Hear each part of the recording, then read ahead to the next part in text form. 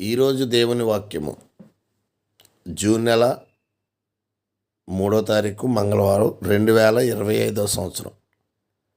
అహంకారం వెంబడి అవమానం వచ్చును, వినయము గల వారి యొద్ద జ్ఞానమున్నది. సామెతల గ్రంథము 11వ అధ్యాయము 2వ వచనం. ప్రియమైన వారలారా, ఎవరైతే అహంకారాన్ని ప్రదర్శిస్తారో, అహంకారిగా జీవిస్తారో వారికి ఆ అహంకారం వెనకాలే అవమానం వస్తుంది. వినయం ఎవరికైతే ఉందో వారు జ్ఞానం గలవారు. ప్రార్థన చేద్దాం. ప్రేమగల తండ్రి, మీరు ఇచ్చిన మంచి ఉదయాన్ని బట్టి కృతజ్ఞతలు.